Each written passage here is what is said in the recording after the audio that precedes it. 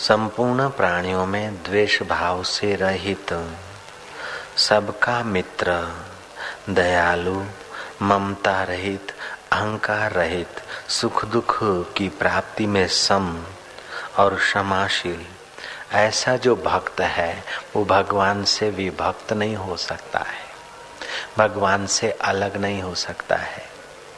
यो माम पश्यति सर्वत्र सर्वं च मयि पश्यति तस्याहं न प्रणश्यामि सच मेनं प्रणिशति। हम लोगों के जिम्मे में ये बात आती कि हम अपने हृदय को ऐसा बनाए।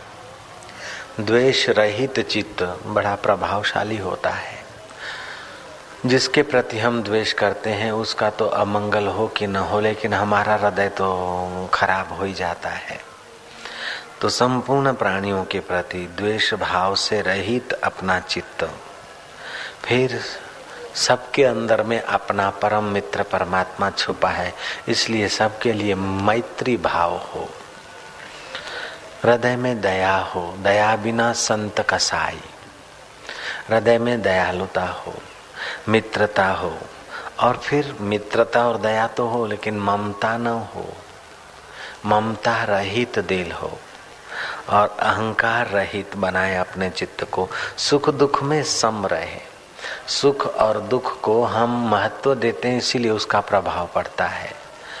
कोई माई का पति देवलोक चला जाता है तो पहली क्षण जब वो विधवा होती है तो उसे जो दुख होता है वो समझती कि बस धरती पैरों तले निकल गई, अब मैं कैसे जीऊंगी। वही महिला 2 घंटे के बाद उतनी दुखी नहीं होती जो पहले क्षण दुखी होती है। 2 दिन के बाद उतनी दुखी नहीं होती, फिर तो बच्चों को पालती पोषती है, नौकरी भी करती है, हंसती भी है, मिठाई भी बनाती है, खाती है और बच्चों को शादी भी करा देती है। लेकिन पहली क्षण जो दुख पड़ता है उस दुख को इतना वो प्रभाव दुख का बढ़ा देती है, मेरा क्या होगा, अरे ये हो गया वो हो गया। जैसे दुख गुजर जाता है ऐसे सुख भी गुजर जाता है। दुख और सुख आने जाने वाली चीजें हैं, इसलिए इनसे अपने हृदय को प्रभावित न होने दे। मान और अपमान आने जाने वाली चीज है। लोग मेरा इंसल्ट होता है, मुझे बड़ा गुस्सा लगता है, तो तू ऐसी जगह पे जा जहाँ इंसल्ट होता रहे। जयराम जी की मेरे को जरा कोई मेरे बात नहीं मानता, मेरे को बहुत दुख होता है, गुस्सा होता है। यही तो जीतना है ना। दुनिया को संवार ले, ये कोई बड़ी बात नहीं। अपने अंतःकरण को संवार ले कि परिस्थिति के प्रभाव में बह न जाए, परिस्थिति का स्वामी बन जाए। यही तो पुरुषार्थ है, यही तो साधना है, इसी को तो साधना है। सुखम वा यदि वा दुखम सहयोगी परमो मताः। पतंजलि का योग है चित्तवृत्ति निरोध। 2 औषधियों के मेल को आयुर्वेद ने योग कहा, 2 अंकों के मेल को गणित ने योग कहा, चित्त की वृत्ति के निरोध को पतंजलि ने योग कहा। लेकिन कृष्ण का योग तो चलते फिरते, खाते पीते, हंसते खेलते, रोते झगड़ते, श्री कृष्ण का योग तो तुम कर सकते हो। चालू व्यवहार में यहाँ कोई चंदन लाना नहीं है, अगरबत्ती जलाने का कोई आग्रह नहीं, धूप जलाने का कोई आग्रह नहीं, दिया जलाने का कोई आग्रह नहीं, गिरी गुफा में ही बैठे रहने का कोई आग्रह नहीं। आग्रह तो इस बात का है कि हृदय गुफा में चोट न लगे, बस उतनी सावधानी करो तो तुम्हारा परम योग हो जाएगा। 100 वर्ष की निष्कपट भक्ति से भी 2 क्षण साधु संग ऊंचा माना गया है। साधु वह है जिसने अपने स्वभाव को साध लिया है। ये बात सुविदित है कि 50,000 वर्ष या 60,000 वर्ष का तप करने वाला जब कर्ता बना रहता है, उसकी अपेक्षा कर्ता जब 2 क्षण अपने ब्रह्म भाव में होता है उसकी कीमत ज्यादा होती है। जय राम जी की। तन सुकाय पिंजर कियो, तुलसीदास जी के वचन हैं। तन सुकाय पिंजर कियो, धरे रैन दिन ध्यान, तुलसी मिटे न वासना बिना विचारे ज्ञान। जब अद्वेष्टा सर्वभूतानां मैत्री करुणा एवच निर्ममो निरअहंकारा सम दुख सुख क्षमे ही वो अवस्था आ जाएगी, तो उसके आगे 60,000 वर्ष तप करने वाले कर्ता का कुछ सीमित अनुभव होगा, सीमित सामर्थ्य होगा, लेकिन वो पुरुष असीम से जुड़ गया है। समत्व योगम उच्यते। श्री कृष्ण अपने प्रिय अर्जुन को ऐसी बात सुनाते हैं कि सुनने मात्र से करोड़ों गौदान करने का फल मिले। स्नातम तेन सर्व तीर्थम, उसने सारे तीर्थों में स्नान कर लिया। दातम तेन सर्वदानम, उसके द्वारा सब कुछ दान दिया गया। कृतम से तेन सर्व यज्ञम, उसके द्वारा सब यज्ञ हो गए। ये न क्षणम मनः ब्रह्म विचारे स्थिरम कृत्वा, जिसने एक क्षण के लिए भी मन को ब्रह्म विचार में स्थिर किया है, उसने तो सारे पितरों को तर्पण कर दिया, उसने सारे तीर्थ कर लिए, उसने सारे यज्ञ कर लिए। ये वो विद्या है, गुह्य विद्या है, राज्य विद्या है, सुलभ विद्या है और प्राणी मात्र की निजी विद्या है।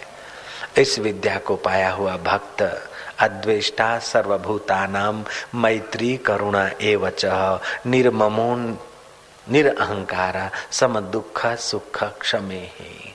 ममता भी नहीं होता है और अहंकार भी नहीं होता। ये प्रकृति हम लोगों को पाठ पढ़ाती है। जिस वस्तु में तुम ममता करते हो वहां से तुमको चपेट मिलती है, जिस व्यक्ति से तुम ममता ज्यादा करते हो वहां से धोखा मिलता है।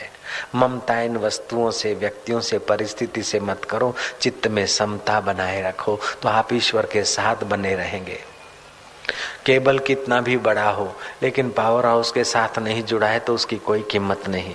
और पतला सा वायर आता है लेकिन पावर हाउस के खंभों से जुड़ा है तो उसी से फ्रिज भी चल जाता है और पंखा भी चल जाता है, बल्ब भी जल जाता है, ट्यूबलाइट भी जल जाती है और महाराज कपड़े भी प्रेस हो जाते हैं तो हीटर पानी गर्म भी कर लेता है। केवल वो वायर पावर हाउस से जुड़ी है। ऐसे समता वाला चित्त अनंत ब्रह्मांड नायक परमात्मा से जुड़ जाता है। वो दिखता है 5.5 फुट का व्यक्ति, लेकिन अनंत अनंत ब्रह्मांडों में जो व्याप रहा है चैतन्य, जिसमें सूरज और चंदा और तारे लटक रहे हैं, उस आकाश से भी ज्यादा उस योगी की अपनी व्यापक वृत्ति होती है। उस ब्रह्मवेता को कौन से शब्दों से आप हम मापेंगे तोलेंगे। अष्टावकर मुनि जनक को कहते हैं तस्य तुलना न जायते, तस्य तुलना के न जायते। उस महापुरुष की तुलना तुम किससे करोगे। दिखता तो शरीर में है लेकिन अनंत अनंत ब्रह्मांडों में फैला हुआ चिदाकाश स्वरूप में वो स्थित योगी है जो समता को प्राप्त कर चुका है।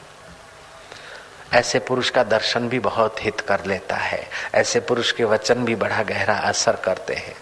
ऐसा पुरुष जिस रेंज में, जिस वातावरण में होता है, उस वातावरण के मनुष्यों का मन पावन होने लगता है।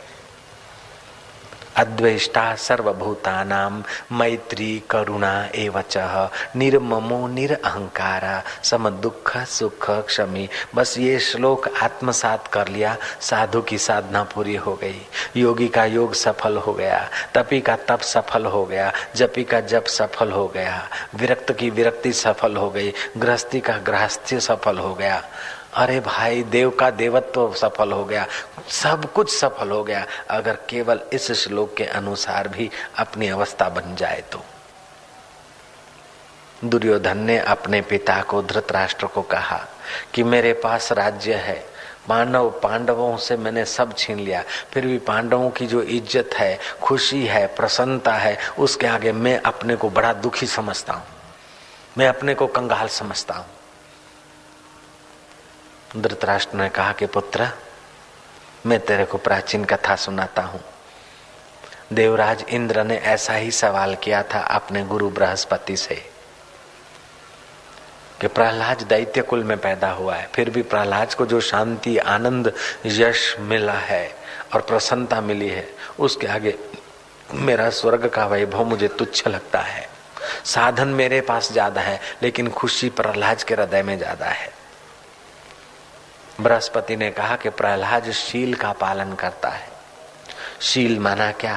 प्राणी मात्र के प्रति अद्रोह। आप यहाँ जो बैठे हैं, यहाँ जहाँ भी जी रहे हैं, आप अकेले नहीं हैं। आप व्यष्टि समष्टि से जुड़े हैं। जैसे आपका श्वास विराट श्वास से जुड़ा है, ऐसे आपका हृदय का आकाश महाकाश से जुड़ा है। ऐसे आपके हृदय को चलाने वाला चैतन्य जीवात्मा परमात्मा से जुड़ा है।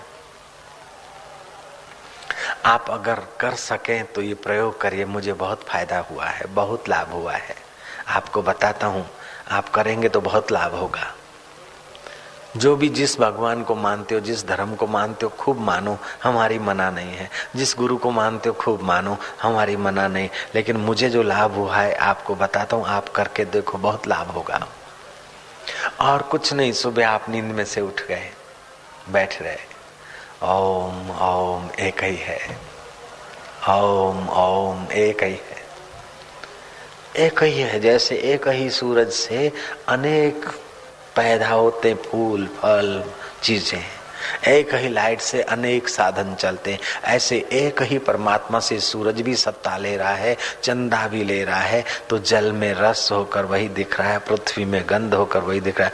ओम ओम एक ही है, ओम ओम ओम। ओम का मतलब एक ही है। स्वामी रामतीर्थ घड़ी पहनते थे। कोई पूछे स्वामी जी जरा टाइम बताओ, बोले एक। चाहे 5 बजे तो स्वामी जी टाइम, बोले एक। सुबह पूछो तो एक, दोपहर पूछो तो एक, शाम पूछो तो एक। किसी ने पूछा स्वामी जी आपकी घड़ी में एक, बोले एक ही ब्रह्म है, एक ही बजाय मेरी घड़ी में सदा। ऐसे आपके हृदय में बस एक राम समझ लो, एक कृष्ण समझ लो, अथवा राम और कृष्ण, शिव या पार्वती, अथवा जगदम्बा या गुरु, इन सब में जो रम रहा है वह एक। उसकी उपासना सर्वोपरि उपासना हो जाएगी। ओम ओम एक। पक्षियों में किलहोल करता हुआ वही, मच्छर में भूं भूं करता वही है, पिता में अनुशासन वही कर रहा है, माँ में वात्सल्य वही बरसा रहा है, गुरु में गुरुत्व उसी का है, भैया में भाई पने का स्नेह उसी की सत्ता से। ओम ओम एक। वृक्षों में वही रस खींच रहा है, पक्षियों में वही किलोल कर रहा है। ओम ओम एक है तो सरल, फायदा पक्का करता है। ओम ओम एक। चाहे बैरागी हो, चाहे सन्यासी हो, चाहे 10 नामी हो, चाहे और कोई नामी हो, ओम ओम एक। अभी इतना तसल्ली हो रही, इतना आनंद आ रहा। ओम एक, ओम एक, ओम ओम ओम। हो सकता है कि नहीं हो सकता है? ओम एक। बोलो ना तुम, क्या तुम्हारे बाप का बिगड़ता क्या है? ओम एक, ओम एक, ओम एक। थकान मिट जाएगी। कर करके तो बहुत किया, अब ना करो कुछ भी, खाली इतना ही जो है उसको जान लो। ओम एक। साधन करके जो पाया जाता है वो नष्ट भी हो जाता है, वास्तव में जो जाना जाता है वो शाश्वत होता है। ये जानने की चीज है। ओम ओम ओम ओम ओम। खूब प्यार करो उस एक को। ओम ओम ओम। तुम्हारा हृदय खिल जाएगा, अभी अभी खिलना चाहिए। हृदय आनंद से भरना चाहिए। थोड़ी बहुत भी पुण्याई है तो इस प्रयोग का अभी अभी अनुभव होना चाहिए। ओम। मैं ओम बोल दूं तो आप भी ओम का मतलब एक, तो ही तो। ओम ओम ओम एक। अगर फिर इसमें भी मन बेईमानी करे तो फिर दूसरा एक जोड़ दो इससे। ओम एक। फिर क्या? ओम वो आनंद स्वरूप है। ओम आनंद, ओम आनंद एक है और आनंद स्वरूप है। ओम। अगर वहां भी मन नहीं रुकता, चलो और उसको वैरायटी दो। ओम आनंद, ओम आनंद, ओम आनंद, ओम एक एक, ओम एक, ओम आनंद, ओम पूर्णा, ओम पूर्णा। बस इतना ही थोड़े दिन, 1-8 घंटा सुबह नींद में से उठते समय 5-10 मिनट और बाद में पूजा में बैठते समय, बस। और 2-4 दिन में आपका शरीर निरोग, मन प्रसन्न और बुद्धि में परमात्मा का प्रसाद बिल्कुल आ जाएगा, पक्की बात। ओम। थारा बापरो जाए काहे, तुम्हारा बिगड़े काहे, जो है वही याद करना है। झूठा जो घुस गया है कचरा, उसको हटाने के लिए, अंधेरे को हटाने के लिए रोशनी चाहिए बस। कांटे से कांटा निकलता है। द्वैत घुस गया, अनेक घुस गया, ओम का है, मार दी गदा एक, बस।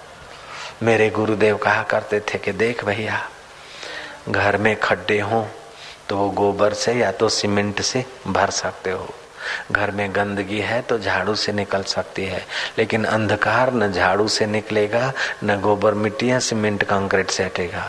अंधकार को तो हटाना है तो प्रकाश करो, और प्रकाश करो तो बाद में वो खड्डे बड्डे भरना आसान हो जाएगा। अगर अंधकार में घर में घुसोगे तो ठोकरें खानी पड़ेगी।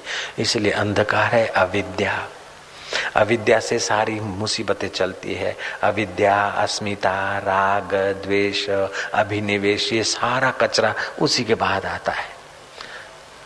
तो ओम एक ये विद्या है, ब्रह्म विद्या है। बस लाइट कर दो, स्विच ऑन करने में देर कितनी। ये कठिन नहीं है, अटपटा है, झटपट में समझ में नहीं आता। एक बार समझ आए तो सारी खटपट मिट जाए भांजे। नारायण नारायण बोलो ना, नारायण नारायण नारायण।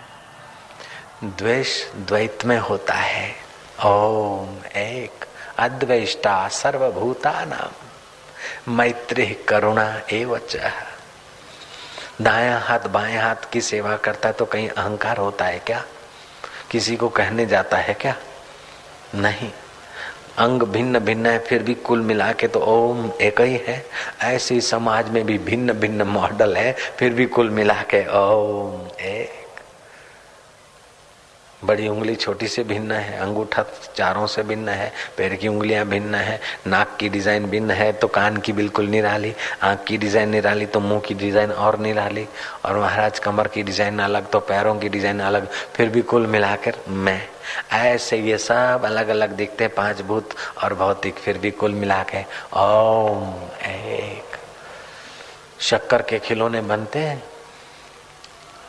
गरबा लोग गाते ना गुजरात में, तो शक्कर के खिलौने बनते हैं, वो दिए जाते प्रसाद में, भेंट में। होली के दिनों में भी आयडे वायडे शक्कर के बनते हैं। अब शक्कर की रेलगाड़ी और उसमें बैठा हुआ वाइसरा थप्पड़ मार के उसका टोपा तोड़ के मुंह में डालो तो स्वाद खांड का आएगा। शक्कर का बना हुआ हाथी और उस पर बैठा हुआ राजा, राजा की मूंछ तोड़कर मुंह में डालो तो मीठी लगेगी। जयराम जी को तो बोल दो, शक्कर का बना हुआ ऊंट और उस पर बैठा हुआ सोल्जर, सोल्जर का मुंह में डालो तो स्वाद खांड का आएगा, सोल्जर का स्वाद नहीं आएगा।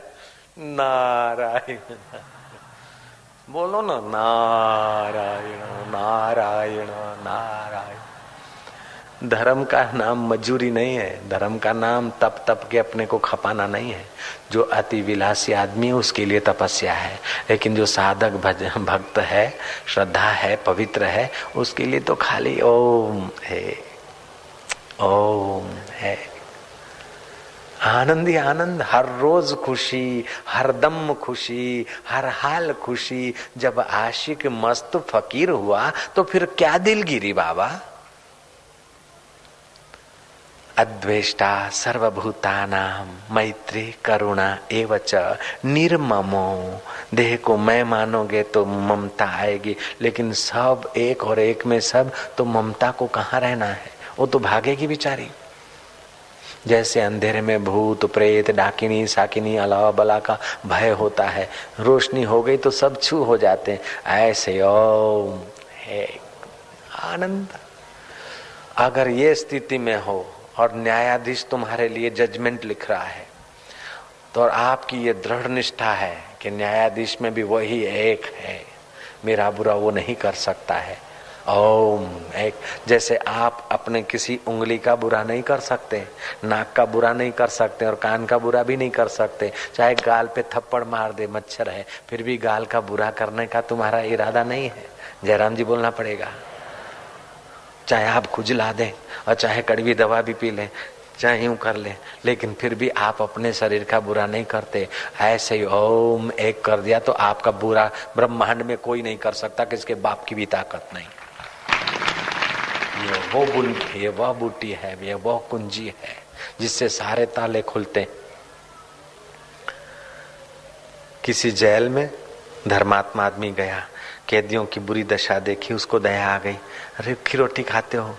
अच्छा मैं कल भंडारा करता हूँ। उसने भंडारा किया, जेलियों को भोजन करा दिया। कैदी लोग बड़े खुश हुए कि हाँ भगवान तुम्हारे भंडार भरपूर रखे। दूसरे सेठ को पता चला कि ये तो दुआ कमा के आया, अपने छोड़ के मरने से क्यों न कुछ करके जाए। दूसरे सेठ ने देखा कि गर्मियों के दिन है, इनको पानी अच्छा नहीं मिलता, 5-10 पार्सल मंगाए बर्फ के, 2-4 बोरे शक्कर के मंगाए, आए खूब किया, घुट्टो छानो, हाँ सबको शरबत पिलाया। कैदियों ने उसको भी कहा कि वाह सेठ वाह धन्य है, दुआ दे दिया। फिर कोई सेठ गया जाड़ों के दिन में कि बेचारे थथर थथर था थथर था, कभी तो दांत उनके म्यूजिक बजा रहे हैं, इतनी ठंड। कैदियों को किसी को स्वेटर दिला दिया, किसी को कंबल दे दिया, किसी को शाल दे दिया। कैदियों ने कहा वाह सेठ हमारी तो ठंड चली गई, वाह वाह। चौथा आदमी गया, उसके ने न शक्कर मंगाई, न बर्फ मंगाई, न भंडारा किया, न शाल दिया, न कंबल दिया। चौथा आदमी था संत। उसने कहा कि लो बेटे ये कुंजी है और वो है सामने ताला, खोलो और फ्री हो जाओ, सब आजाद हो जाओ। बताओ अधिक से अधिक उपकार किसने किया, शक्कर वाले ने, भंडारा वाले ने, अथवा कंबल वाले ने कि कुंजी दिखाने वाले ने? कुंजी जिसने दे दी उसने तो आजाद कर दिया। 84 लाख जन्म मरण से पार करने की जिस संत ने कुंजी दे दी उसने तो हजारों भंडारों से भी बड़ा भंडारा कर दिया ना। वो सतगुरुओं की वो कुंजी होती है, एक युक्ति होती है, बस पकड़ ली ताले खुल गए। डिठो मुख शन शाजो ही रे थ्युम करार, लत्था रोग शरीर जा सतगुरु जे दीदार। बस वो जरा सा कुंजी फिरे, ताला खुला, फिर स्वतंत्र। आया मां आजाद पखीड़ो हर बंधन का न्यारो। आजाद पक्षी हर बंधन से निराला हो जाएगा। केवल ये ब्रह्म विद्या भगवान जो ये बता रहे, केवल इतना ही पकड़ ले, काम बन जाएगा। आदत पुरानी है गलत पकड़ने की, इसलिए इसको पकड़ने के लिए बार बार अभ्यास करना पड़ेगा। जब गलत छूट गया तो फिर ये भी छूट जाएगा, कोई परवाह नहीं तो फिर स्वाभाविक स्वभाव बन जाएगा। अभी जो देहो में हूं ये हटकर ओम एक, द्वेषी का द्वेष पिघल जाएगा। न्यायाधीश तुमको सजा देने को सोच रहा है, लेकिन आपका दृढ़ निश्चय ओम एक, न्यायाधीश का न्याय की कलम बदलनी चाहिए। अरविंद घोष का नाम भारत के लोग जानते हैं। अरविंद घोष ने पुस्तक शास्त्र पढ़े और वो उस नतीजे पे आए कि भगवान को जिस समय जो काम करना होता है उस समय उस अनुरूप अवतार लेते हैं, या तो महापुरुषों के हृदय में अवतरित होकर वो काम करते हैं। जब बहुत हिंसा बढ़ जाती है तो करुणा अवतार हो जाता है, और जब बहुत शिथिलता हो जाती है तो नरसिंह अवतार भी होता है, जयराम जी की। और बहुत शुष्कता बढ़ जाती तो प्रेम अवतार होता है, और मर्यादा छिन्न भिन्न होती है तो मर्यादा अवतार होता है। इसलिए भगवान को जिस समय सृष्टि के संतुलन को बनाने के लिए जैसा भी चाहिए ऐसा वे कर लेते हैं। तो अभी भारत हमारा गुलाम हो रहा है और अंग्रेज नोच रहे हैं, तो हे भगवान हमारे हृदय में उन अंग्रेजों को भगाने का अवतरण हो जाए। तो अरविंद ऐसा मानते थे कि ये अंग्रेजों को हत्था जोड़ी करके भगाओगे तो नहीं जाएंगे, शोषक है, तो गांधी जी भले अहिंसा परमो धर्म कहे, लेकिन हमको तो बम बनाकर इन बदमाशों को कुछ भेज दें ताकि भय व्याप जाए, भागना पड़ेगा ऐसा समझ जाए। तो अरविंद ये मानते थे कि बम बनाकर अंग्रेजों को कुछ यमपुरी पहुंचा दे, बाकी उनकी दहशत उन पर हमारी आ जाएगी तो फिर भागने का सोचेंगे। गांधी जी सोचते थे कि हथाजोड़ी से काम ले, और अरविंद सोचते थे कि टिट फॉर टेट, जो तो को कांटा बुए वहां को बो तू भाला, वो भी साला क्या याद करेगा पड़ा था किसी से पाला। ऐसा अरविंद का मंतव्य था। और गांधी का मंतव्य था साधुताई का, जो तो को कांटा बुए वहां को बो तू फूल, तो को फूल के फूल है वहां को है त्रिशूल, हरिजन तो हारा भला जीतन दे संसार, हारा तो हरि को मिले जीता जम के द्वार। ये साधु और साधक के लिए है, राजनेता के लिए तो दोनों तरफ की गुलाट हो सकती है, ऐसा अरविंद मानते थे। जयराम जी की। आप ऐसा करिए या वैसा करिए, मेरा कहने का आशय नहीं, मैं तो जो घटना है उस घटना में भगवान की क्या लीला है वो बता रहा हूं। अरविंद ने कुछ जवानों को फोर्स से तैयार किया और बम बनाने का कार्यक्रम चालू किया। अलीगढ़ बम प्रकरण ये विश्व प्रसिद्ध मैटर था। उसमें कई अंग्रेज गोरे भारत के जवानों ने, लड़कों ने कैसे भी युक्ति करके, जैसे आतंकवाद अभी चलता है ऐसे कैसे भी युक्ति करके कई अंग्रेजों को यमपुरी पहुंचा दिया। आखिर सरकार, ब्रिटिश सरकार ने जांच करते करते सूत्रधार अरविंद है ऐसा समझकर अरविंद को जेल में पुर दिया। अरविंद को जेल में ऐसी सख्त सजा दी कि वो कोठी 6 फुट चौड़ी 8 फुट लंबी, और दोपहर के समय तो तप जाती, बड़े बड़े कीड़े, और खाने के लिए क्या मिले, कांजी, वो भी सड़े हुए चावल की या बाजरे की। पानी पीने के लिए बाल्टी में पड़ा रहा है, वो भी गर्म पानी। पहले दिन तो अरविंद ने कुछ खाया नहीं, दूसरे दिन भी जेल में जो बना था वो खा नहीं सके। आखिर दूसरे दिन की रात को अरविंद भगवान को बोलते हैं कि मैं तो भारत माता को आजाद कराना चाहता था, मेरा अपना निजी स्वार्थ नहीं था। हे कृष्ण, हे गोविंद, मैं इतना कष्ट भोग रहा हूं, आखिर तू मेरे पर नाराज है क्या। रात्रि को स्वप्न आया कि अरविंद तुझे कुछ एकांत चाहिए, तुझसे मुझे बड़ा काम कराना है, इसलिए तुझे थोड़ी एकांत और तितिक्षा दिलाने के लिए ये मैंने ही व्यवस्था की है, नहीं तो उन गोरों के अंदर प्रेरक तो मैं ही हूँ, तू चिंता मत कर, वो तेरे शत्रु नहीं, उनके द्वारा मैं तेरी नवीन स्थिति बनाने के लिए मैंने ही व्यवस्था की, तू फिक्र मत कर। अरविंद तीसरे दिन सुबह तो बड़े ताजे तवाने उठे। पत्रकारों ने पूछा क्यों जेल की हवा खा रहे, बोले नहीं, 2 दिन तो जेल था, अब जेल नहीं, मेरे के लिए तो ये भी आश्रम है। गीता और उपनिषद पढ़ने लग गए। उनका वकील था देश बंधु, बिना फी लड़ता था। अंग्रेजों ने कई उलट सुलट केस रखे और कैसे भी किसी भी केस में फंसाकर इनको फांसी लगाने के ताड़ में थे। 1 साल और 1 दिन तक वो जेल में रहे। 1 साल पूरा हुआ, अब जजमेंट देने का ऑर्डर आ गया ब्रिटिश शासन का। अरविंद जिस दिन लहवाए गए न्यायालय में, तो जो पिंजरे में खड़े थे, उस जमाने में न्यायाधीशों को हवा डालने के लिए डंडे के साथ कुछ झल्ली बंधी होती थी, रस्सी से खींचा जाता था। करंट के घूमने वाले पंखों का इतना आविष्कार नहीं हुआ होगा।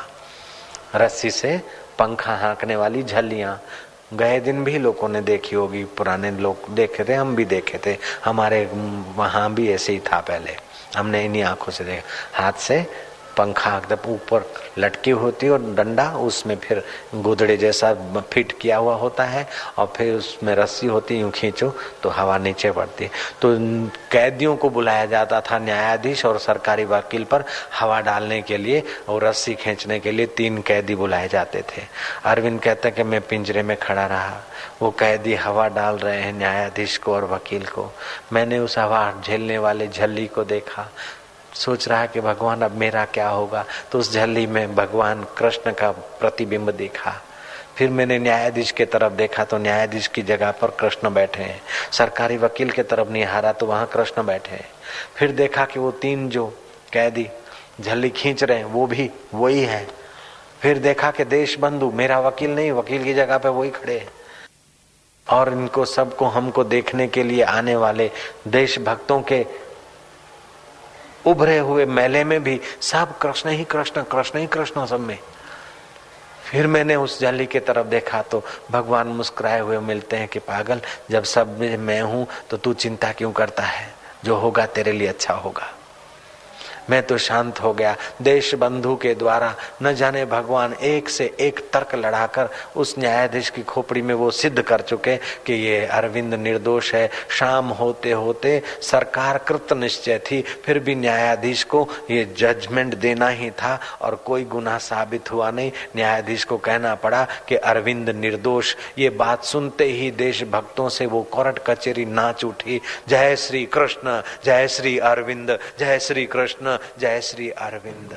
कहने का तात्पर्य है कि जब तुम सब में एक देखोगे तो ब्रिटिश सरकार, जुल्म करती हुई सरकार का भी कलम बदल सकता है। तो फिर अपने घर वाली या घर वाले का दिल बदल जाए, पड़ोसी या भाई बहन का दिल बदल जाए तो क्या बड़ी बात है, क्योंकि उनकी दिलों में वही दिल भर रहता है। ओम एक, ओम एक। भले फिर कृष्ण की आकृति न दिखे, राम की आकृति न दिखे, लेकिन रोम रोम में रम रहा है। कर्षति आकर्षति थी कृष्ण, जो सबको कर्षित करता है, आकर्षित करता है, आनंदित करता है, वो आत्मदेव का नाम ही कृष्ण है। जय राम जी की।